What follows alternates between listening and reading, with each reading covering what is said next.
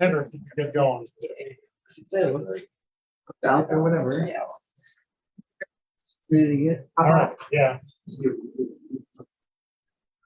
Okay, welcome everyone. So this is a conversation with folks from the LA Tenants Union. We have folks from Lansing Housing Solidarity and also the Ypsilanti Tenants Union. Basically, we're just going to go through some introductions. Each person will go through, introduce themselves, name, pronoun, their organization, description of what the organization does, how long they've been around, trying for 3 minutes apiece.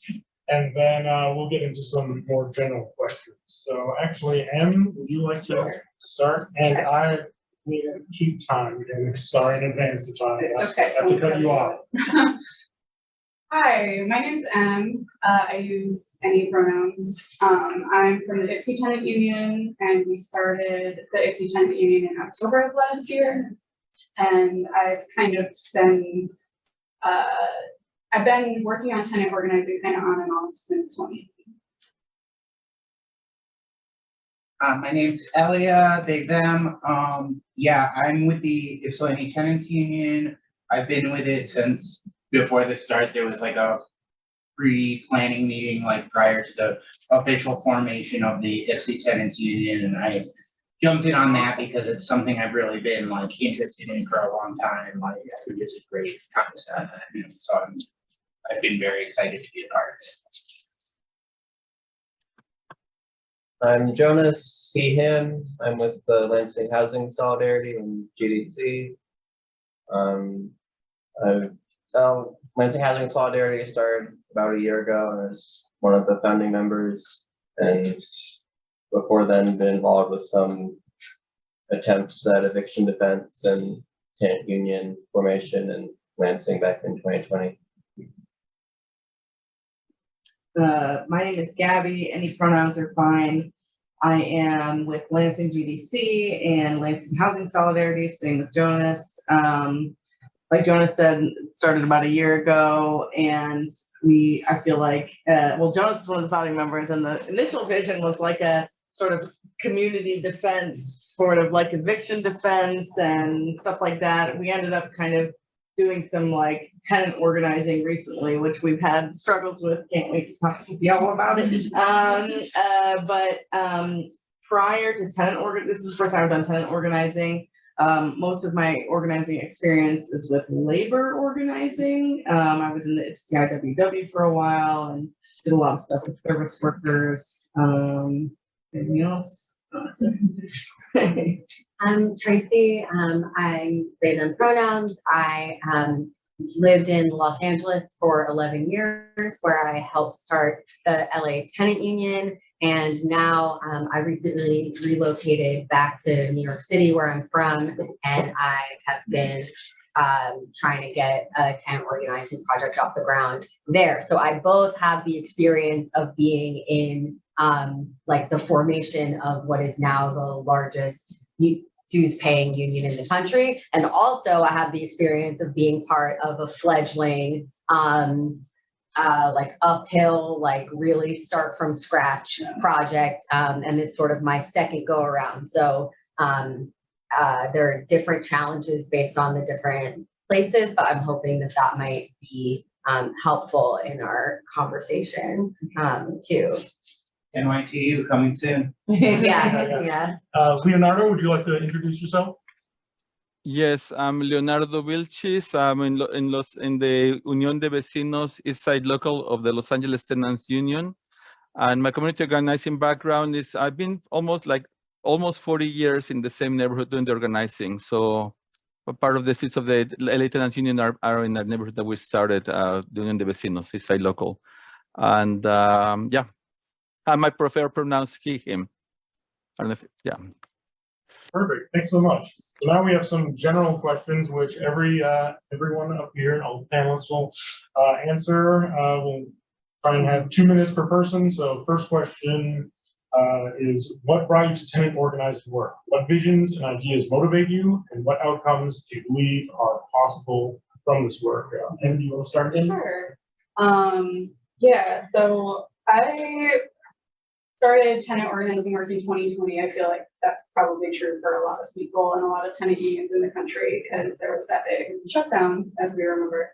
And, you know, I was one of the people who was at home for 3 months, and there were all of these calls on social media for rent strike.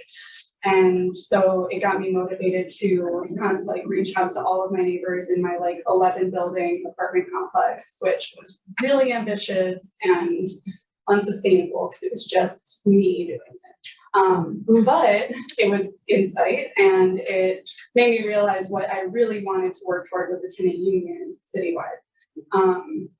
So the reason I think tenant unions are really important is because, I mean, in Ypsi specifically, it's 70% renter, and like that's not even including like our homeless neighbors who are also tenants. And so it's just like the majority of people here are paying rent that's increasing by like 20% a lot of the times every year, which is super unaffordable. And it just feels like the only way any of that's going to shift is if we organize. And also a lot of us are working really hard all the time just to pay rent, and it makes it so we can't do any organizing work. And so it makes me feel like our organizing needs to start there. And that'll get the most people involved too, you know, because there's so many people who are tenants, and I think we can all agree that we shouldn't be paying. I mean, I don't think we should pay any rent, but we shouldn't be paying nearly as much if we're going to pay anything. So that's all what got me into tenant organizing. And I mean, I think there's a lot of outcomes that are possible. I'm super inspired by the LA Tenant Union. And yeah, so I don't want to talk too much because I only have 2 minutes, but yeah, so that's kind of all of what got me into it. And I think that I think it's really arduous work. Like it takes a long time to see results, and Ypsi Tenant Union just started in October, so it's like can feel a little hopeless at times. But I think that it can be possible to get like massive wins if we get organized. So I've lived here my entire life. I grew up in Ann Arbor. I bounced back and forth between Ann Arbor and Ypsi my entire adult life. For those of you who aren't from around here, Ann Arbor is like, I mean, they're practically the same town. They're conjoined. And like for, you know, all my life, it's been kind of a given, you know, my adult life that I just can't afford it. The rents there are outrageous, but that's, you know, the same thing has been true of Ypsi for a long time now. Like I've just over the years and years, I've watched rents not only in Ann Arbor, but in Ypsi skyrocket. I'd be interested to see, I wouldn't be surprised if rents in Ypsi have actually climbed higher, like proportionally to Ann Arbor, just because they were at such a low starting point. But yeah, it's been something that, you know, everyone has known around here, has been like a horrendous issue, as well as the conditions of most rental properties in Ypsi, pretty much all. And I think that's generally true pretty much anywhere you go, but Ypsi is notorious for slumlords. Beale, Barnes and Barnes, just tons of places, including the complexes. McKinley, obviously we have friends in the McKinley Tenant Association, which is another organization under a specific landlord who owns multiple complexes. And that kind of arose around the same time as us, both of which really started in, again, 2020. And that's where I first heard about even just the concept of a tenants union. And, you know, over time, I've been a leftist for, you know, an anti-capitalist, a communist, anarchist, whatever you want to say, for a long time. But, you know, the material reality of people, working class solidarity, has been pretty well beaten down in this country and undercut by, you know, because most of the working class solidarity so far has been in the labor movement, and we've had massive neoliberal reforms that undercut that. one of the things that appeals to me about the concept of a tenants union is it's very much like there isn't as much like precedent as there is in the labor movement, and it's very Wild West. And so, you know, much in the same way that the labor movement was very aggressive when it first started organizing around the turn of the last century, I think we have the capacity to do the same. And I do get really excited about that like we have the fire that has been in many ways stripped out of you know, other organizing movements. So I believe that as revolutionary anti-capitalists right now, our priorities should be finding areas of class struggle that we can meaningfully intervene in with like our skills and whatever little networks we have now. And then through the course of those fights, meeting new people who aren't yet revolutionary anti-capitalists, or maybe they already are, but we didn't know them. And then from that, try and build to something. And organizing seems like a meaningful area of class struggle to get in some fights and experiment and build. First started doing it because other people were doing it, like mostly 2020, but before then, like a couple times been out to Detroit to Detroit eviction defense stuff. Like never lived in Detroit, no roots there. Not saying I'm really anything for that, but just showing up to help out a couple times and learn from them. But then after 2020, or maybe it was early 2021, almost all the stuff in Lansing just kind of collapsed. So back about a year ago, I was trying to reevaluate. Like now, no one's trying to do the struggle around housing in Lansing. Like let's try and pick it back up and see what happens. Yeah, another question. Okay. So I feel like I mentioned earlier, I was involved in labor organizing previously, and I had some frustrations with it. I think one of the things that I find, like, why I think tenant organizing to me just makes more sense to be putting a lot of effort into that, which some folks have already talked about, but is that like, if we're looking at like how housing issues affect people who are marginalized and oppressed in society, that includes people who are not just in the labor force, right? Like, and so I feel like this is like a more all-encompassing issue that, especially if somebody, so I grew up in Southeast Michigan, lived out here in Ypsilanti and Ann Arbor, you know, bounced between both cities, you know, for the last 13 years before I moved to Lansing. I've been a renter the whole time. Stuart Beal was my landlord for a while, and also a few other landlords that were just not respectful of my privacy, and just really living in just shitty conditions. And I feel like, once I kind of made this conceptual shift of like where I wanted to focus my organizing efforts, I feel like it just made sense to do tenant organizing. But it is new for me, and I feel like I'm seeing a lot of parallels with labor organizing too, like some of the challenges that come up. So yeah, I'm excited to talk more about that for sure. Yeah, I feel like when I just like read this question, I was like, okay, what brought me to tenant organizing work? It's like God, because I happened to be in the path of the first meeting of School of Echoes, which was a project that Leo can tell you more about, which was like the conspiracy to change my life. I mean, that's what happened. But they had other plans. And the plan was to think about how a group of people in Los Angeles could produce a next generation of organizers. And the project started really simply. It was a research project. It was tenant inquiry of going around and asking, like, what are you hearing in your communities? And that answer was, in many ways, gentrification. That was what people were experiencing in their communities in different ways, whether that was the abandonment for the sake of the deployment of resources elsewhere, or whether that was the overinvestment, the speculation, which was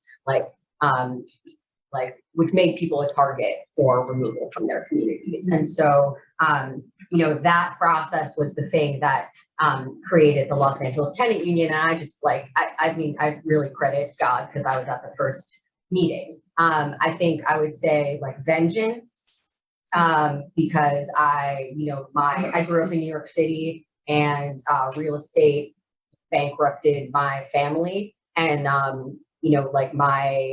the claim that I have on the city as generations of people have been there and producing culture there is eradicated by the force of Soho investment. And so vengeance is a big one. And then communism, right? That I think that this is a strategy for transforming the world into one over which people have where people have control over their lives, their resources, and the places where they live. So, and I think of that both on a small scale and on a really large scale. Often what we do in tenant organizing is the means and the ends of our work are really related to each other, right? I was talking to someone this morning about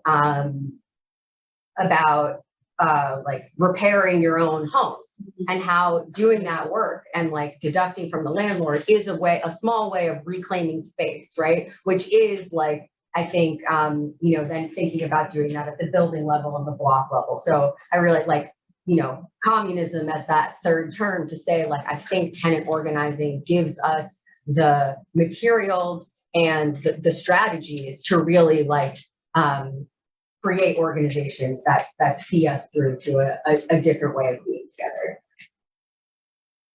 Leonardo, do you need me to read the question again, or are you ready to respond? No, I heard it. I'm good. Well, for me, there's a couple of reasons. At the social level, basically, this is the same community that I've been working with since I came to Los Angeles in 1986. And I started working the public housing projects of Pico Gardens and Aliso Village, which was the largest public housing project west of the Mississippi. And during my time working there, I had been very influenced by the readings of liberation theology and Paulo Freire. I was part of a project in a church that was trying to do popular education and community organizing and conscientization in that neighborhood. And through the work that we did there for about 10 years, basically, we were being able to develop structures, community structures, social structures that were able to intervene with the issues of police abuse, gang violence, and their conditions of community participation or getting services from the city. So we had a community that was, on some level, was a little bit utopian in the sense of how it was organized itself. Everybody in the housing projects knew each other. Everybody in the housing project was organized around some small community that was doing reflection and action around the issues in the community. And everybody in the community was pretty much influenced by the work that these small groups were doing in terms of reducing the violence. In the 1990s, early 1990s, the federal government decides to demolish these public housing projects, but basically with the whole propaganda that people were scared, they didn't want to do anything, and that we need to reduce the violence there, even though the community had already intervened with the reduction of the violence. So we started resisting the demolition of the housing projects. Our goal was to basically bring people together so they would fight back. We were not able to stop the demolition, but we were able to win a contract for the community for our members to stay in the development during this process. And from then we started working with the displaced in their neighborhoods, looking at whatever was going on there, and started realizing that we needed to build more community. We started doing the same small groups of people organizing in their locals and in their TAs. And through that work, we started realizing that about the problems of gentrification, everything that was happening. And we decided to continue organizing tenants in the movement as to the people in the community as tenants. And I can talk more about some of the reasoning behind that. But so it was my relationship with the community and also the theoretical framework where I was raised in terms of my education in college and my own interests. Perfect. Thank you so much. Great. So next question for everyone, maybe we'll switch the order, starting with Leonardo and going down to M. So next question for everyone is, what are the biggest challenges you faced in tenant organizing? How have you worked to overcome these challenges? Well, I would say the biggest there is two major challenges that I see happening in terms of the work that we've done. One of them is anti-communism. The United States has been attacked so severely ideologically by anti-communism to such a degree that even the most progressive people are afraid of being called communist. And that limits your ability to do anything. You know, you will only go so far in terms of your work, in terms of challenging the system, because you're afraid of being called a communist. I think those conditions have changed, but still, that's a big, big fear. It's been internalized by the people, and it's very, very problematic. The second thing I think is the nonprofit industrial corporate complex. Basically, they are the propaganda tool of the state. They are the ones who are actually out there in the communities organizing people, selling the neoliberal projects, selling all these processes, and they're the ones who like really convince you that you can solve everything by negotiating with the state. And that whole thing permeates across the whole system, across the system of social services, across the system of organizing, so on and so forth. So when people want to do change, when people become organizers or want to do some change, they're contaminated by these two things. They think that the nonprofits are going to save and change the world, and they're afraid of going beyond that, and they don't want to be called communists. And on top of that, there is this whole idea of the individualism that people have created in terms of your ability or your need to have your car, your house, your family, and all your children. To do this work, you have to sacrifice your life, give everything to it, and build community with the people that you work with. In the community itself, there's the challenges, right? People fear of fighting with the state. People become accommodated to their housing conditions. They don't want to fight. But I think that's the norm across this kind of organizing work. You can find it in labor and everywhere. People just are afraid of the change. They're afraid of the future. They're afraid of possibilities. So our work as organizers is to illuminate people and to say, you know, when we come together, well, not to illuminate, that sounds too paternalistic, but basically to create the space where people can see the possibilities of what they can achieve and do. And for us, it's very important to create these small communities of people that engage with the world, produce change, and then they say, oh, we can do bigger than this.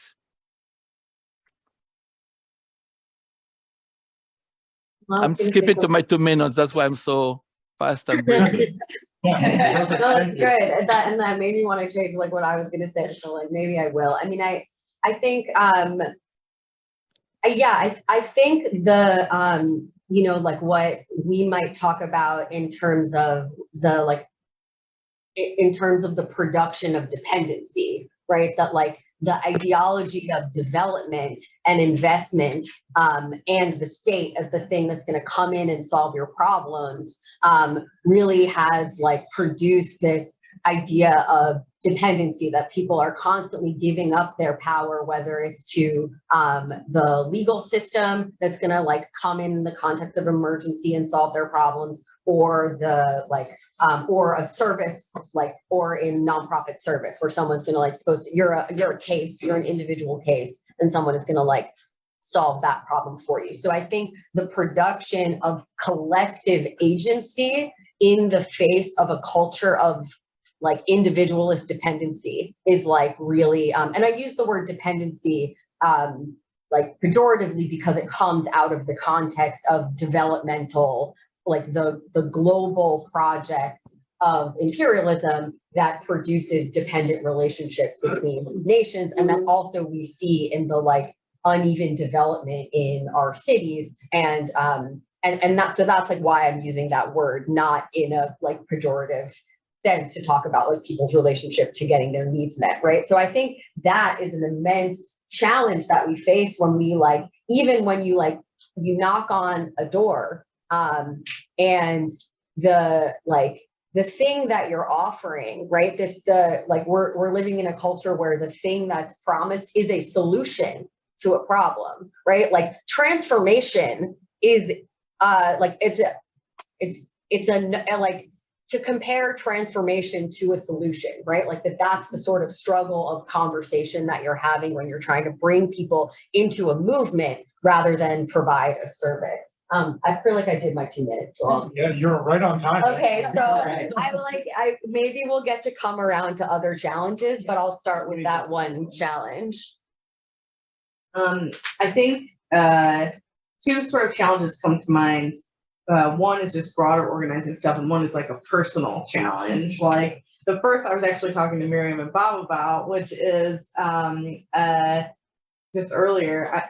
I was talking about how, you know, it's really difficult to, when somebody comes to you for help, saying they're being evicted or say they're having issues with their landlord, just broadly, like, it's really hard to determine how to sort of, I don't know, fight back against this sort of idea that we're providing a service for tenants. Because I think, and this was the same shit in the labor movement, like, approaching workers in the workplace, they think, oh, you're gonna come and save us, right? And like how to kind of shift that to show that, like, we're here to help out, but we're here to fight with you, but ultimately this is your fight, right? And that is a really, I don't know, it's a difficult thing because people have, everyone has been so trained ideologically, with neoliberal individualism and with, the nonprofit stuff, like thinking like this is the model of how we deal with social problems, right? And then the sort of personal challenge that I found is like, I grew up in, pretty much squalor, and I, have a lot of trauma from that, growing up as a kid, in that kind of environment. And I think, and that's due to like slumlords, that's due to like parental neglect, whatever. And I found myself when like a tenant calls us to come to their house to take photos of like how things are and whatever and discuss their living situation, I found myself like being really personally very triggered by those, environments. And so the way that I've kind of worked to overcome that is like trying to be communicative about my own sort of like situation and knowing when to step back and take care of myself, which we need to all do in organizing work of all types, right? Thanks. Good answer about dependency and the service work as well is very great. So I'm going to go with a couple other problems, maybe just one other problem depending on time. So one challenge, it's like the lack of shared social context between tenants under the same landlord. Like talking to my parents about when they were doing tenant organizing in New York, like we're all in the same building. Most people know each other. Like some aspects of that were very convenient, had a lot of the same problems, you're all in the same building. And I'm sure there's tons of very New York specific challenges to that type of building, but that sounds like a plus. Like in Lansing, there's a lot of like mom and pop landlords with like a handful of like single family homes or duplexes like scattered across the city. And like if you're in a duplex, maybe you know your neighbor, but you don't know other people on the same landlord. So it's harder to get tenants together with that when they don't know each other. And then with tenants we've talked to are in the same complex, a lot of them don't know their neighbors or have good relations with them either, like for a variety of reasons, like crime and fear of neighbors for some real reasons, and they like don't want to just dismiss all of that. But there's a lack of people knowing each other, and then also a lack of our initial crew of organizers with LHS are like very disproportionately like young, white, downwardly mobile college grads or dropouts. Like none of us are on Section 8. A lot of people we meet during mass work are Section 8. And so there's the whole like, how does all that shit work? Like we gotta learn like that so we can understand how to help, or even just understand like what their fucking situation is and how to help intervene, or how to meaningfully intervene there. So like a lack of shared social context between tenants and between the tenants and our crew and the rest of Lansing. Wow, yeah, I mean, so many great things have been said that all of the stuff that's been said so far, I can think of like exact one-to-one like situations that have happened in the YTU.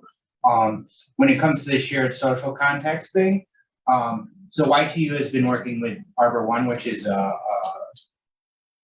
apartment complex. It's what, like, I don't know. It's very large. It's a large but the thing is that we talk to people from there. A lot of people have like terrible conditions. But then we'll talk to some people who are like, my apartment's fine. Like there's nothing wrong. And so people in the same building can have no idea what's going on with their neighbors. And, you know, I talk a lot in the YTU and in general about atomization. And, you know, apartment complexes are such a perfect example of that, because you have, you know, 100 people in a building. How many of them, they're all living in this tiny space. How many of them even know each other? You know, apartment complexes often don't have any common areas for people to socialize in, you know, and that type of thing has been a challenge.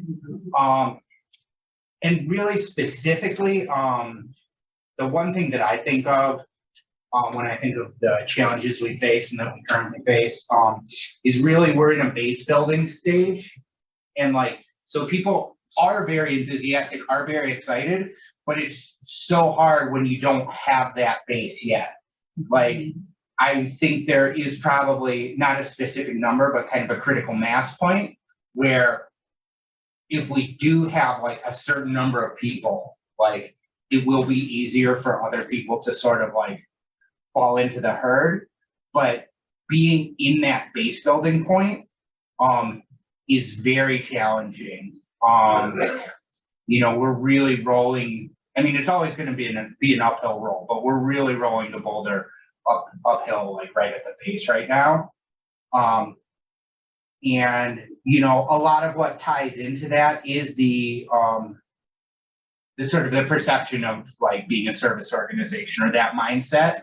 And part of it is that like, if we do have that larger base, in a way we can like provide that. We can say, come on, join us. We're doing this thing and you can be a part of it too. But being not like where we're at now, you know, trying to get people on board when it's not even there yet. When it's like, if it's like, hey, we're organizing a rent strike, you know, that's one thing, versus when we're saying like, oh, if we can get you all in this together, then we can organize a rent strike or a mass shaming campaign or an eviction defense or whatever. But like all of that stuff, you know, it's still kind of in the stage where it's like, we need you now so that we can do this then, rather than we're already doing this, come on, like sign up, you know. And it's a challenge. And am I Yep, I think you're on time. Yeah, perfect? Yeah, perfect. Thank you. Yeah, everything everyone's already said is challenging. So I'll try not to repeat all of that, but I feel like my biggest challenge is overwhelm. Like there's just like such a massive amount of work that needs to be done that when I look at it, I'm just like short circuiting in my brain a little bit because I don't know like where we should start. And like, there's so many things that simultaneously need to happen that my big visioning brain is kind of like, let's like try to start like 5 tenant associations at the same time. Because like there's so many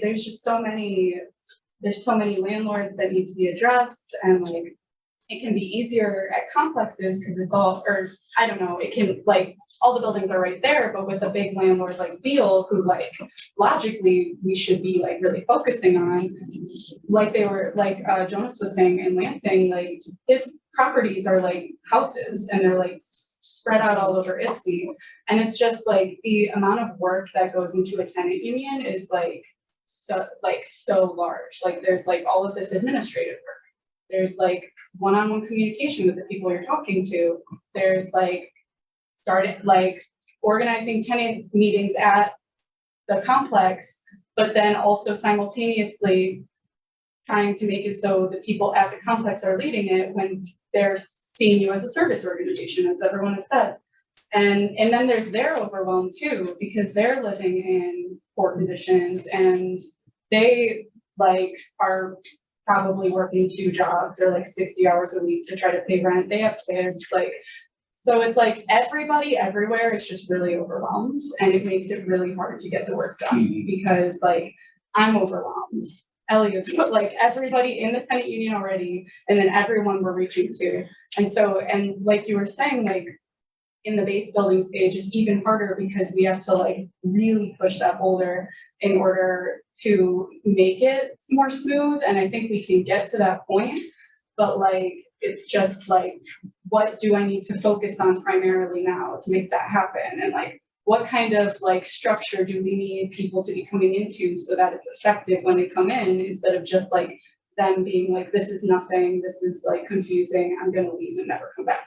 Like, so I don't know, there's so many challenges, and just the biggest one for me right now is just literally all of them at the same time existing. It's so overwhelming. Which is by design, Yeah. literally. Yeah.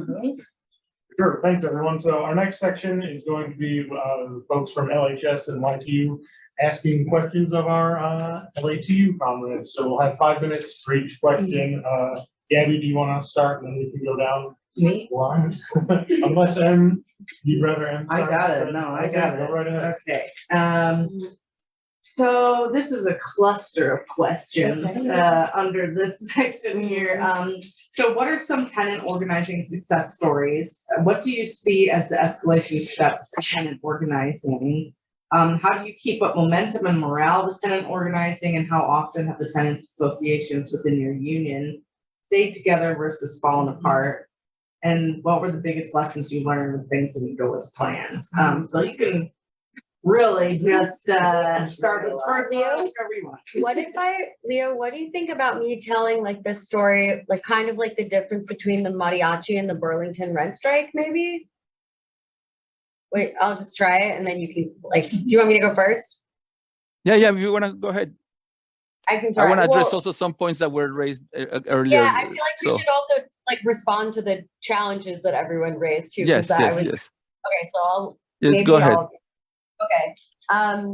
Yeah, I mean, I think that like, we obviously like some of the flashiest and the most successful stories are stories of rent strikes, because for many reasons, right, that tactic has a pride of place in our organizing. And I kind of wanted to tell two stories, right? Like one, both of, in some ways you would call them successful rent strikes, right? But from the perspective of a movement, getting rent canceled and then an organization ceasing to exist is not necessarily a success, right? So I think one of our most like well told stories, and then we're working on a book and we're telling the story again. So this is like the preview, is about the mariachi rent strike, which was a group of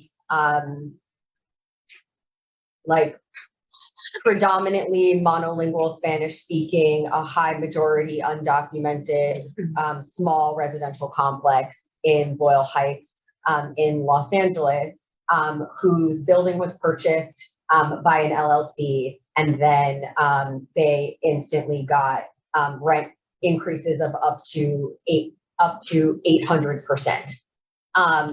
So this is like people, or like this is like these are tantamount to eviction notices, right? And so what began, and this is a building that I think is particularly important because Los Angeles is like, there are buildings in Los Angeles that have rent stabilization, but this was not one of them. It was built in 1984, so arbitrarily missed the cutoff date by 5 years. And the people in this building over time committed to withholding the rent that they could pay and re-signifying inability to pay into a rent strike.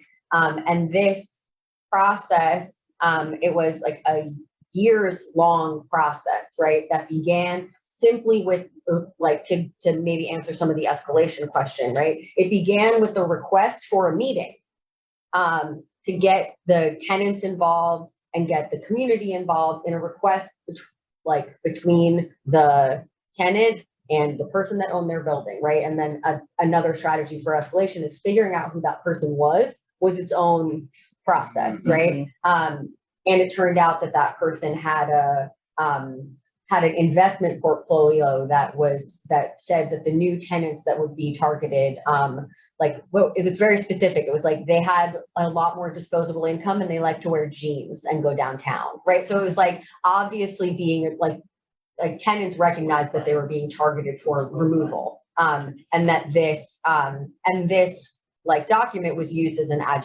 agitation, it really like helped serve a purpose of education to say like, what is supposed to be happening at this building, right? Like, why don't we have a right to stay put in the place where we've lived for 20 years? And then over time, with like part of the escalation strategy involved getting the community more involved, right? So like thinking about this building, I think about a third of the people who live there are mariachi musicians who lived 1 block away from Mariachi Plaza, right? So these are the culture workers for whom they're like this physical space is named, like being targeted for removal from this place, right? So that the culture of the place was being used to market like the exact, like, right? So they were being used for a process that was actually like to evict themselves. So this was actually like, this proved really symbolically motivating for members of the community and also the press, right? So that was part of this escalation strategy of starting with like, can we get a meeting? Can we get the community involved? Can we have an action? Can we get to press? Then became like, well, you know, they didn't want to meet, they didn't want to meet. So it became like, well, what if we didn't pay? Like, what if we use the economic sanction that tenants have, right? Which is that actually reveals the landlord's dependence on us, right? When we stop paying rent. And so again, right, a rent strike has a pride of place in our organizing because it is a collective action. It is one that requires like a great deal of unity in terms of in our internal organization, but it also inflicts direct damage on our landlords, the economic damage of them not getting to collect our rents. And in the process, right, like what it is, it's also a pedagogical process, right? We learn a lot by not paying rent. So I've been on rent strike. My building in New York is on rent strike. We're coming up on a year. You learn a lot from being on rent strike. Like, what does your landlord actually do? We're taking out our own trash in my building. We hired our own exterminator. When we had a leak, we called someone who did it, who like kind of taught us how to fix it. We didn't pay rent for a year and our building is still there, right? So I think like to think about escalation not only as increasing infliction of damage, right? But also also as a process of reflection, where then we say like, well, we tried to get a meeting and we couldn't do that. So how are we going to get what we want? We're going to try to like get more people involved, right? We're going to try to like publicize. There was a lot of like social media shaming. And then another thing that they did in this case that I should mention is they went to the landlord's house multiple times and camped out outside, right? Because we say in Los Angeles Tenant Union, eviction is personal for us. It should be personal for them too, right? So there's the economic sanction of the rent strike. And then there's the, you know, the direct action of shame. So like shaming this person in his community actually like was over this years of struggle, the combination of those things worked so that this rent strike succeeded and they managed to get a collective bargaining agreement. And so I tried to tell that story while answering 2 questions, and then to contrast it, now I've gone on too long and I want you to talk. But just to contrast it with another story of a successful rent strike, successful because it was like 147 unit building, and we managed to get the withheld rent during the strike canceled, but the organization ceased to exist. And part of the reason why the organization ceased to exist is that in the 2 cases, they had very different relationships to the court system.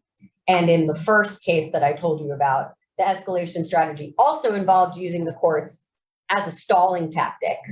That what the strategy was in the courts was to stall in every possible way so that the organizing strategy could continue. Whereas in the other case, right, the lawyers really believed that they were going to win individual cases in court, and that was going to like demonstrate that was going to produce the win for the community. So I think I wanted to like not talk anymore. But that, I think that those, you know, to think about like lessons from our union about like privileging the organizing strategy, right? And privileging collective action as the like not symbolic collective action, right? But the economic sanction of rent strikes and the like intimidation of showing up at a landlord's house that like worked in that case. Sorry, Leo. Did I do okay? This is my mentor, so like he just is gonna like say You're whatever. being silly. No. I think that success is creating the conditions for that to happen. And success, we need to think in, I mean, you guys have on your manual, this is a marathon, not a sprint. Success is creating the social conditions to have the transformation that we need to have. In the history of our local, we have a 25-year history in our local. And the bottom first block in the construction of our local was the construction of social relations. Social relations in the building, on the block, on the neighborhood, so on and so forth. And the understanding that we were trying to build is not just militants who are ready to fight the war with weapons and to win the war, but people who love each other, who build a relationship. So when you talk about there is no unity in the community, well, that's our job, to build that unity, to create the conditions for people to get to know each other, to celebrate with each other, to start trusting each other, and to move forward with that. Once you create that, then you have the ability to have the support network that is going to help the mariachis or whoever is in that struggle. Our locals in plural are organized in 2 different levels. Once you have the TA in the building, then you have the people who live in the neighborhood building a block committee or a neighborhood committee, and then the local who brings all these associations together. So we have to start thinking of how we build in those blocks. Now, not all conditions are the same everywhere, but our struggle is to build those conditions.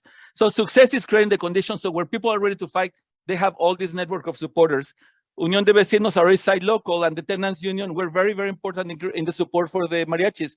The mariachis by themselves could have had that fight, but without citywide support and citywide knowledge about this issue, we wouldn't have anything. Without having community relationships around the building that were able to show up and an instant when something was needed were very, very important. So let's think in terms of that. I think success is to be able to start claiming territory. The tenants struggle is a tenants struggle that has been fought on the street, in the neighborhood, and the point of departure is the place where people are living in. And those places it's very important for us to control that. If we're only going to defend people from eviction at the place where the eviction is happening, we're fucked. We need to think of the local neighborhood as the place of defense. So it is the larger territory surrounding the building that surrounds that issue. So when we talk about escalation, well, let's create the social conditions for people to know each other, to relate to each other. Let's build the unity of mind in terms of saying, this is my neighborhood. It's not just my building, but my whole neighborhood. And then let's come to a place where we say, we are part of an organization that is fighting a fight so everybody stays home. And these are very abstract, but I think in the struggle of the Tenants Union, we have different spaces where this has happened. In the Mariachi Plaza, the Mariachi Hotel is a place where people are organized around the building. In our local communities, we have places where people are just fighting to have stoplights. People from different buildings coming together to have the stoplight, blocking the street and fighting for that stoplight. So the struggle is not just about the building itself, but about the life surrounding the building and the safety that surrounds the building. So creating those conditions. And that's what keeps us together, right? If you're only about saving the building, once you save the building, people say, okay, thank you very much. We're going to move on to the next thing and we're not going to worry. That's the condition that has to do with the social service relationship. But if we see that the organization and the community are there for the long haul, well, we're going to be attacking everything. And we're going to be attacking potholes in the neighborhood, lack of speed bumps, stupid stoplights, and things that, because we're revolutionary, communist, anarchists, / whatever you want, we don't care about. But the community does. And when the community sees that your organization is responding to those issues, while it's building power, and while it's building a structure, and while it's building militancy, you start building the conditions for people then across the neighborhood to claim their territory. So I just think we need to think of this large marathon as the taking over territory. So when the fight becomes stronger and harsher and everything, we have the people who are ready to fight that fight. And that comes with the dreams and things that are created in these small communities. I think Tracy gave a great example of a very concrete struggle, but that concrete struggle is the result of years of organizing in the neighborhood and 5 years of building a tenants union across the city. And I think that's also very important. When we started our local 20 years ago, we had a lot of different successes, but also we had a lot of defeats. And one thing we realized is that you cannot fight the good fight in just this little island of organizing.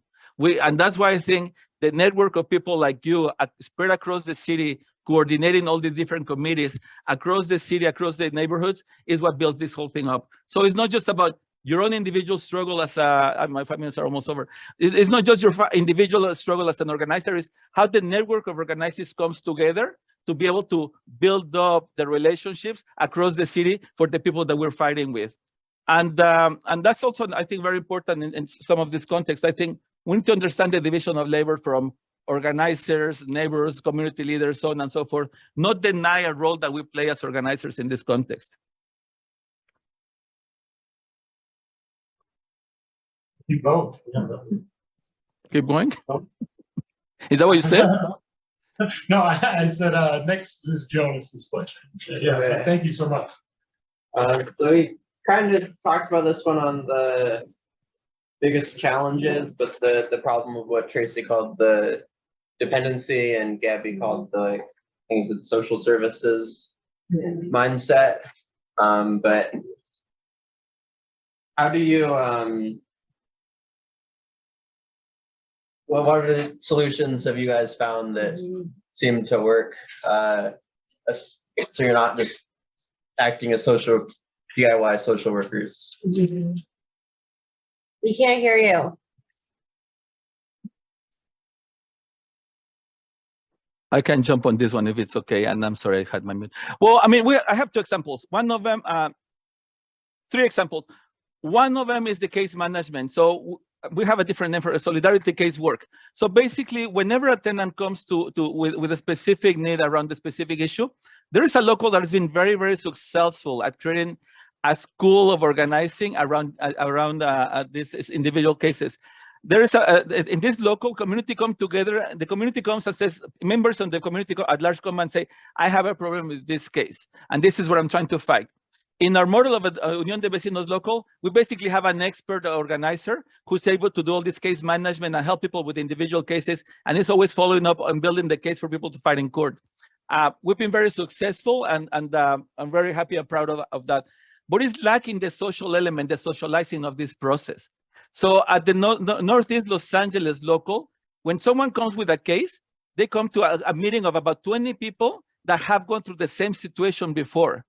And they all start telling each other and sharing with each other what they've learned in these fights. So what you find when you go there is that the community themselves are the ones who are teaching you how to fight your own case, while the organizers are supporting with all the logistics and technical stuff. But it is the community who teaches you how to fight your case, and the community who teaches you that they're going to be with you throughout this whole process. So first part, we need to learn what the legal process is. We should not be depending on the lawyers, so we can offer the support as an organization. But second part is that we need to socialize that process.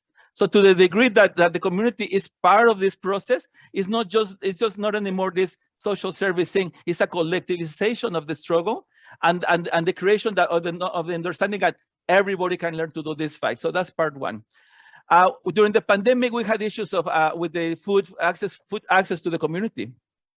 In the Unión de Vecinos in Ball Heights, what it is, we went to key buildings where people were really well organized and had a long history of organizing. I said, well, we need to distribute food in the neighborhood.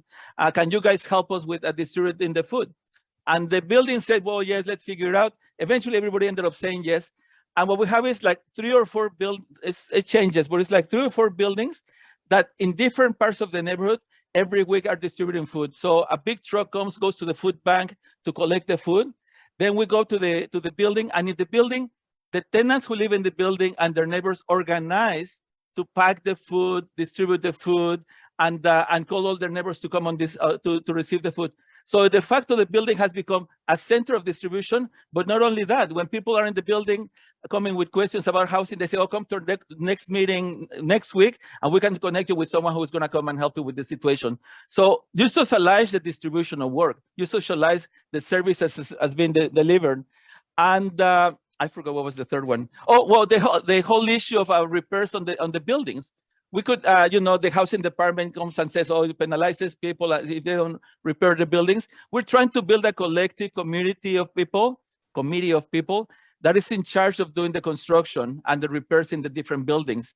So we have the service over the tenants for the repairs and construction, but at the same time, we're building a social network of plumbers, electricians, and people who are going to provide these services. So you start fitting into this mechanism where the production of the services is also the contribution to the life of the community and the labor in the community. So I think almost anything that we use traditionally as a social service can be socialized and can be distributed and shared with the community. So it's not individuals who are getting the services and professionals who are providing the services, but the whole community organized who's redistributing these resources and providing these resources. That's one way. That's a couple of things that I think about. And just when it comes to I mean, a lot of us are afraid of understanding the legal system and failing on the legal system and sending people to court and without the right weapons, and sometimes they get evicted. Well, we may have to go through this so we can internalize the power that comes to understanding and knowing the legal system, and then we can help the tenants themselves to understand the power and the knowledge of the legal system. I mean, we could have more other services like medical, health, all sorts of stuff, but I think we need to start thinking in terms of how do we socialize that work? Because I don't know if that answers the question, and I think I've like way more time to talk about it. Yeah, I feel like maybe just to like condense the thing that you said, right? Like what I heard you describing, right, is a process of socialization is like a project of assembly, right? Like you create the space where people get together. You're not like isolating people from each other, right? You're not saying like, you have a problem, okay, we're gonna go talk in the corner, right? You're like, you have a problem, we have a space for that. We have a shared space for that. And just to echo something that you said earlier, right? Like creating the social conditions that those spaces are not like meetings where someone's being talked at, right? They have like tons of food. They're like, people are gossiping, like you're supposed to hang out, right? So it's like, and oftentimes they're in people's homes. So we often in the like, I think it took us a long time in the LA Tenants Union to think about this, but we will now like host our meetings in people's homes which are the sites of struggle. And like, rather than like in a third, like, you know, like in a third space that are like general meetings, like these, like the solidarity meetings that Leo's describing are happening in the context of people's homes. And that I think that like this idea, right, that like the union exists in spaces where people get together, and those spaces are also the homes, which are the sites of struggle that we're organizing. And this idea that like we're like, the thing that we do to collectivize work is to create spaces where people get together. And then I think too, right, like that it has the, you know, the like the reclaim the piece about moving from service work to collective struggle is also about that piece of reclaiming space, right? So we're like using our living rooms and our yards as the places where we're meeting, and we're like intervening, you know, it's like, and I think that that project that you were talking about like repair and deduct is like thinking about what are the ways that like we can ask ourselves to do the things that we were gonna put on other people that have to do with like exercising control and making collective decisions about what's gonna happen where we are. Yeah, and just on a little note, what you want is for people at the end of the process to say, we are doing this. It's not somebody's doing this for me. When people start saying we are doing this and they see themselves as part of that process, is when you have changed those conditions. Our housing poster literally jumped off the wall. It's so exciting. So housing is a human right, and it just literally leapt off the wall with vigor. Oh my God.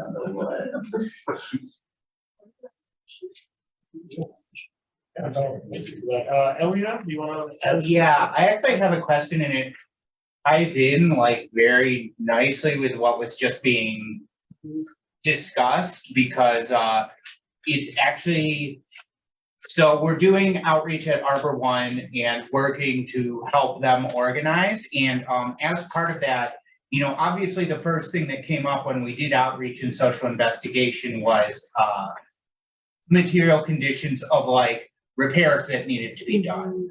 The Ypsilanti Tenant Union has a small, what we call a task force of people who are able to perform repairs, who have volunteered to perform repairs. And so we put on a repair fair there, which was our next step in escalation. It was very nice. And like one of the things was that we offered to write up receipts so that people could have that deducted from their rent. I don't believe anyone actually asked for a receipt, but it's a repeatable action and it's something that, you know, we can do in the future. And yes, like making a point that doing the repairs and having that deducted from the rent is laying a very real material claim to them. So like everything that Leonardo said was so like just intersected with where we're at right now so well, even though we're just in the early space of it. However, one thing that came up when we talked to tenants at Arbor One during the repair fair, of course, we had a bunch of food and had a grill out and stuff to attract people, but that obviously led to a lot more discussions. And in the course of that, you know, kind of our next stage of social investigation was that a lot of people had concerns about community safety. And this speaks to like what Leonardo was talking about. And for me, that's in the organizing work that I've been doing. You know, we've only been around for what, 10 months. And that's the first time the issue of community safety has really come up. A lot of what we've heard from people is just talking about rent prices and repairs and stuff. And, you know, Leonardo's spoken a lot about how, you know, a tenants union can and does increase community safety, which is like something that, you know, I said to people like, yes, like when you know your neighbors more, it helps with that. But I'm really curious about how to articulate that, like how the specific ways in which a tenants union can address community safety issues. Because like, I don't want to be speaking to people in platitudes and generalisms, you know. I want to address people's real concerns with real answers. So, sorry. No, I was gonna say, do you want to tell the story are you gonna tell the alley story? Yeah, exactly. So my favorite phrase for this process is acting your way into thinking, not thinking your way into acting. You cannot convince people to get over their fear just by telling them. You need to create activities and actions that change that fear. So we have a bunch of stories around that in both heights, but the more recent one, well, yeah, we have lots of them. So in one of the communities that we were organizing, the street is called Ficket. We had this large gang called CAM, and the street is right on the border with the other gang, whose name I just forgot. So basically, when we were doing this door knocking, talking to people, the biggest thing was safety, right? I mean, the gang members are coming, they're the enemy, they're the devil's son, and so forth. And of course, because of our own ideological and our history and our understanding, we don't see the gang members as the enemy. We understand all the social, political, economic, ideological, everything reasons that create the gang. And we were not going to go into, oh, let's go chase the gangs out of the neighborhood. But also, we're not going to say, oh, you know, get over your fear. They're not that bad. It's okay. You know, every other block, there was drug dealing. People were nervous. A couple of people got shot and stuff like that. And there was this liquor store where people used to hang out for a while. So basically, what we've learned in our history, in our process is the conditions that change that is the social presence of the community. When young gang members are hanging around, and they see a lot of women with their strollers sitting down by the sidewalks, just kicking it, just like the gang members. It is very uncomfortable for you to deal drugs if you have all these women around and sometimes praying the rosary and do all sorts of things. So what we started doing was creating these situations in our community. You know, there's this mural sometimes of the Virgin of Guadalupe. We have very religious people there, so we say, well, let's put benches where they are so they can sit down and pray the rosary while this is going on. Well, if you're a gang member, that's the most uncomfortable space that you could ever have. So we did it in a couple of places. As the women started doing these things, they got very comfortable doing the hanging around, and the guys would just get out of the way. So social presses created those conditions. In another places in the alleys, we had a situation in an alley where someone, when he was driving into the house, the alley was the backyard to the house. He drives into the house and he gets beaten up. And as we were going around the neighborhood, with the neighbors, was to check what was going on. We did a tour of the alley, and the alley was a mess. There was a lot of problems with the alley. Everybody was dumping shit all over the place, sofas, refrigerators, you name it. And the first, well, let's get the city to come and clean it up for us. And a bunch of us and a couple of women who have a long-term history there said, no, what we need to do is clean it up ourselves. Let's go outside next week and we're gonna clean this alley. So they went and cleaned up the alley, and 1, 2, or 3 times, the following week was a mess again. But eventually people started getting pissed off and said, well, shit, we're cleaning this alley and these people are coming and dumping stuff. So let's come up and put signs on the area. And after a lot of conversations, they started realizing that another problem with the alley was that there was no lighting. So the community decided to put lighting, solar lighting on the alley. And little by little, the alley started getting cleaner and cleaner and cleaner and more steadily, a more comfortable place to hang out. So people started hanging out there. And one summer, we started doing movie nights. People came out outside and started doing movie nights. And the 2 stories that I love about this is one night, one of the first nights, the woman is, they're setting up, benches for people to sit down, bringing food out and setting up the projector. And this gang member comes to talk to the woman, hey, what the fuck are you doing here? This is our alley. And the woman said, oh, we're just gonna show a movie tonight. We have all these kids here, you know how it is. And summer is very hot, just, if you don't mind, we're just gonna show this tonight. And the guy says, well, this is the only one night you're gonna have this. And the women say, okay, fine. And meanwhile, all these women are setting everything up. So I forgot, we had a movie, I think it was Rugrats or something. It was for the little children. As the movie, so the movie's, Hey Arnold. Hey Arnold, was Hey Arnold, thank you. So as the movie starts developing, the women start noticing that the guy sitting right next to them on the bench watching the movie. And then another guy comes and hangs out with them. So the whole movie now happened without any incidents. The following week, they're doing the movie again. And the guy says, oh, you guys are doing the movie again? I said, okay, good. Me and my homies are going to cover the alley so nobody drives through here. So the presence itself, the non-threatening presence, and the environment that was created a situation where the women were able to hang out with the guys, and the guys were able to respect that space over time. So the more you do this in different places, the more the conditions change. If it's not a confrontational thing, but we never sat down with them and said, look, the way to get over your fear and to take over this thing is to have movie nights. If you start telling them that stuff, they're gonna get scared. What you want to do is create the conditions for people to start acting their way into thinking. Over time, they realized that was transforming the neighborhood.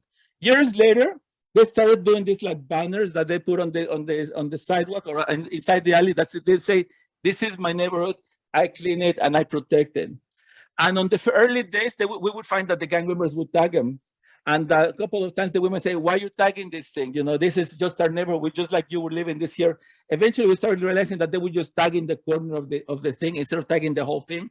And sometimes they just leave it alone and tag next to it. So now we have the tags of the gang members right next to the banners of the Unión de Vecinos saying, this is our neighborhood, we clean it. So presence is essential, it's important. Once people develop the sense that they have transformed the neighborhood, then they're able to make some more demands. Years later, when the community started trying to do a street fair in the neighborhood, I don't know if I went over my time, I'm sorry. When we community decided to do a street fair over the community, over the area, the police came and said, well, you have to have police presence and you have to pay, I don't know how many thousands of dollars for this presence. And the women said, heck no. We will create safety in this neighborhood through our own work, through our own efforts, through our own cleanings, and now you want to charge us for it? Fuck you, we don't want to pay for it. The council member was really upset because we were rejecting the police, but we were saying, hey, the community has been doing this stuff, let them talk to the captain.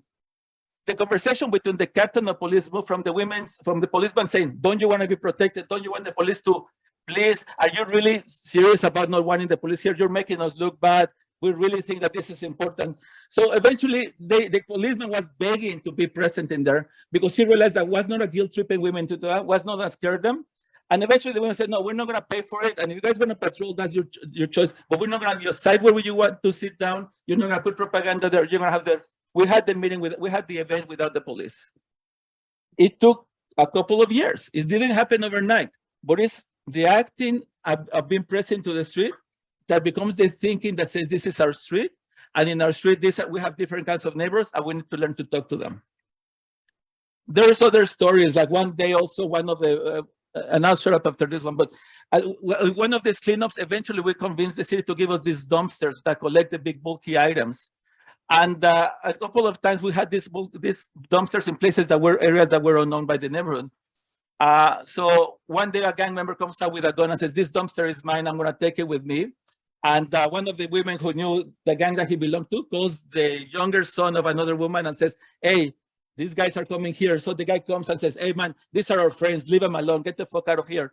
And the guys left because basically we already developed relations with the gang members that created this communication. So that's just a couple of examples. It takes time, but it's acting your way to thinking and knowing that community presence is very, very important. And then changing the material conditions, right?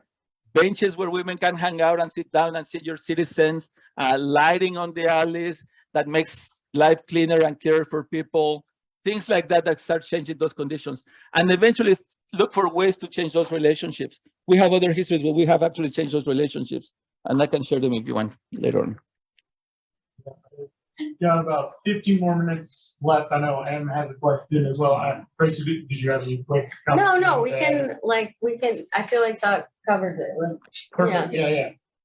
Cool. I feel like throughout this process, many of the questions I wanted to ask have been like answered or half answered.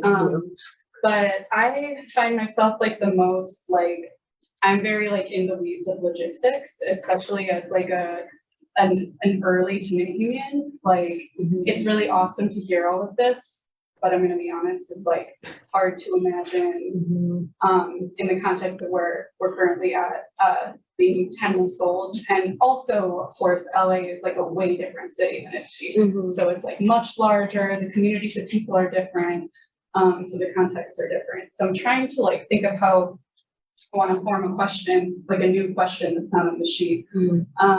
I find myself wondering a lot about like meetings, like I guess like I'm curious like how many. I mean, it sounds like in LA there's these different locals and neighborhood groups, and it sounds like they kind of have their own meetings. And I guess I'm just wondering like what meetings exist on like a larger tenant union scale.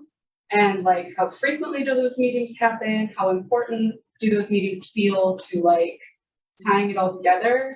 I'm wondering about like, I know Tracy had said that the two of you don't organize the Escalitas yourself, but I'm very curious about the Escalitas and just like how that started. How important those are for like political education and for onboarding new tenants to their different, like, I don't know, this is all coming out a bit jumbled, but I'm just really wondering about like the logistics of doing meetings and like what the different meetings are and all of these, you know what I'm saying? Yeah. I hear you, and I think I have like, well, I can give you like what is an annoying answer, which is that part of the thing that we did in LA is because it's so big, and also because it's well, we have autonomous local chapters who organize very differently from each other. So they have different kinds of meetings. Like the Union de Vecinos East Side Local has neighborhood committees that and a facilitation team that meets for their local. So maybe you can describe how that works. But the Northeast Local is sort of run on the basis of those solidarity meetings that we described, that those are probably like once a month, or once a week, shit. Twice a month. Twice a month in the middle. Gatherings of like tenant, it's a combination of tenants in crisis and the long-term sort of rhythm of the local chapter is built on the basis of having that meeting sustained. Yeah. Then there are like and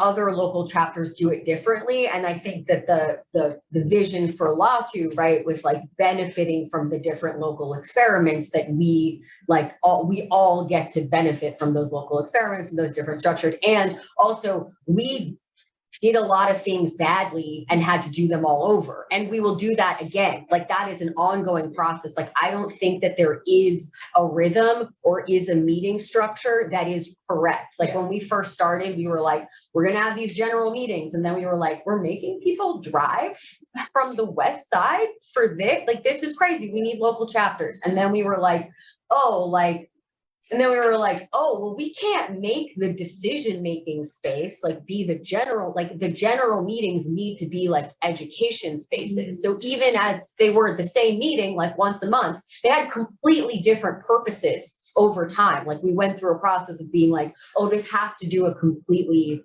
different thing. So I do think that there's a little more like everything you do is going to be right for a time and then it's going to be wrong and you have to be willing to throw it away. Like, and that is actually like part of our, it's like the first meeting that we did at the LA Tenants Union was kind of like a renters' rights training. And now we would not say renters and like we would not necessarily be focused on delivering people their rights, right? We would be focused on like, what are actions that we can do together to get the thing that we want? And so I think that partly what I'm hearing, and like, I really respect this as someone who's like trying to start over in New York. And like, we were like, okay, so like, we're going to have these building captain meetings and the building captains are going to be the ticket for us to be like, we got to combine the people coming out of TA meetings with the like larger general meetings. So we build the like, like the people who are really invested and like, that's going to be the space. And like, I think honestly, it's like a fantasy to think that creating the right structure is gonna create the right people and the right culture. And like, so I really, as much as like, I'm literally doing that right now. I'm like, we gotta make these building captain meetings fucking lit. Like, I also know that the thing that we really want to build is a community where like people feel like they're getting to know one another, they can be heard and listened to, like they can share food and space and like, and they feel like they have control over what can happen. And that could mean like, hey, we want a meeting about this. And so that meeting gets to take place, right? So like, it's also about like just asking people like what they want to see done rather than inserting a structure over the top of it. And that's kind of how we discovered the like Escalita going to different, like having our meetings in people's houses. We were like, we don't want to go over there. And it's like, oh, right, duh. Like, why don't we have the meeting here? There's no reason to not turn the space. So I think it really is like, I think really thinking about producing a culture where people have control over the union as an instrument, right? If it's our instrument, if it's their instrument, your instrument, all of our instrument, then we have to be able to change it as we want. And we can't get sort of like, we can't think of the structure as separate from our activity. Right? It's just simply like what we're doing at that time. So like, I would think about maybe, like thinking about stuff. I mean, like, I'm not saying I'll do this, but like, if I had advice to give from Latu to the new union that I'm working on, is like thinking about making provisional structures in smaller scales. That we think this is going to work for a time. We're going to run it as an experiment, and then we're going to reflect on it as an experiment and like not make it set in stone. We're going to ask like, how did this work? Like, was this okay? Is meeting this much good for you? Is it too far away? Like, what would you rather we be doing together? And I think just like having the flexibility there. And then that's just kind of what I heard in your question is beyond the kind of like, it is the, like, is the anxiety that we all have about like trying to build something that lasts. And I think that what we have to remember is the thing that lasts isn't a recurring meeting. It's having us be replaceable, right? It's like rebuilding the capacity that we have, like the knowledge that we have in other people. And it's like building a culture that people are really excited about. Like that's the thing that lasts. So that's, I don't know, I hope that helps. Cause listen, and also like, I feel it, like I feel it in my new union too. I really do. Leo, do you have anything you wanted to? Yes. So I think it's very important to understand the tensions between the hyperlocal and the centralizing. It's very important to understand, right? So the Tenants Union wants to be a central place that mobilizes the whole city. And the Tenants Union is organized by locals, and the locals themselves are existing neighborhoods that want to mobilize everybody in their neighborhood, right? And the importance is how do you keep that balance? And I tend to be an anarchist. I'd rather build in the distributed resources and processes. So if you're in a local, you want to have your TA buildings, so your people organized by buildings, that later be moving to the street buildings, the street committees, and then the blocks, and then the neighborhood, and then the local. So you want to do that. And to do that, then you have to be able to have the people that are willing and able to do this thing. For us, it's very important to have the facilitation committee or a team of organizers or people who see themselves as organizers that are doing this work. Every local has a team of organizers, more or less, in the Tenants Union. And every local with its team of organizers has developed its own way of doing things, pretty much the way that Tracy describes it. But I can describe what we have in our local. In our local, we have about 10 neighborhood committees that are constituted by different locals across the larger neighborhood, about 100,000 people. And out of our 12 facilitation members, so we have 12 people who come together to facilitate once a month. Each one of us is connected to 2 or 3 of those committees. So our regular meetings are happening at the smaller scale, in this small TA, on the small block committee. And we meet once a month to talk about what's going on there. We are coordinators of small teams around that stuff. And then every once in a while, we have a monthly meeting with that. No, that's not true. We have like a quarterly meeting that brings everybody together. At our last meeting, we had a convening of 91 leaders from across the city that represented these 12 committees, and that in turn represent 251 units of housing. Now, not every family in those units of housing is coming to the meetings, but a representative number of those units of housing is coming together. That's what we see as our capacity to mobilize. But that happens because in our committees, we have bi-weekly meetings in small groups of 5, 10, 15 people. That then, when you add them up, becomes about 90 people that represent a couple thousand. So you have to think of that kind of scale and that kind of relationship. But it's not going to happen if we don't have organizers. And that's something that is kind of like struggle sometimes within the Tenants Union, when we're thinking, oh my God, all we want is for the people to become us. Well, that's going to take a shitload of time. And not only that, it's very important to understand that within an organization, there is a division of labor. There's different people who carry out different tasks to make things happen. The organizer cannot put a meeting of the TA together. It is the community who live in the building who put that meeting together and who make sure that that meeting happens. That responsibility belongs to the TA, and the organizer's job is to make sure that the TA understands that. A block and neighborhood committee doesn't happen because the organizer puts it together. It happens because the neighbors within that neighborhood are in charge of making that neighborhood committee happen. And it's the job of the organizer to make sure that those neighbors understand that. So our job is to be able to create that division of labor and the allocation of necessary labor so these things happen. When we try to say, oh, if only people did this and all that stuff, we're lost. Our job is to start from our perspective at the Tenants Union, who's at 25, Unión de Vecinos, who's at 25-year history, you need to start very, very small and grow from there. The building, the street, the block, the neighborhood, and so on and so forth. It takes time. It's a pain in the ass. You're going to be very frustrated all your life. But eventually you start seeing this thing multiplied, and then you start seeing the results. And it has to be done by a team of organizers. It's not just going to happen naturally. Maybe within the community, you'll find the youth that want to be part of this thing. Our best organizer in the Unión de Vecinos is a young woman who started at age 18, who started doing lead testing for our building. Now she's a 37-year-old woman who's running our case management work. I was having me run around doing cases and stuff like that, because now she's running a big chunk of the show of the organization. She started 18 years ago.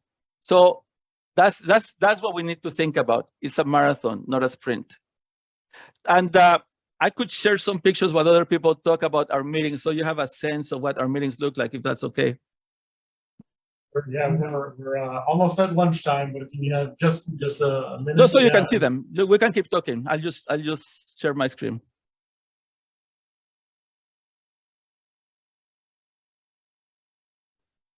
Can people see them? Yes. Yes. Yeah. Perfect. So this is a citywide meeting. Our neighborhood talking about their plans in their block. People presenting the different projects that they have for the group. An alley meeting, house meeting.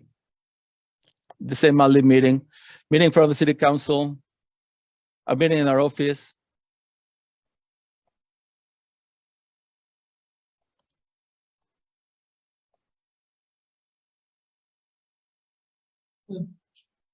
Just so you get a sense of what a meeting looks like.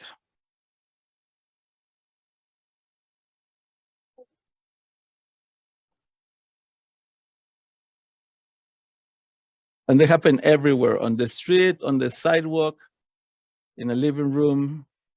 This is our assembly meeting of the Tenants Union.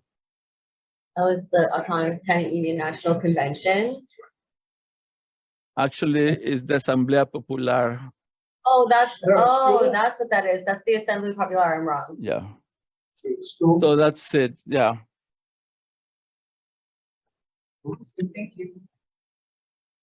Perfect. Well, thank you so much, Leonardo, for joining us, and thank you everyone for being here. Thanks.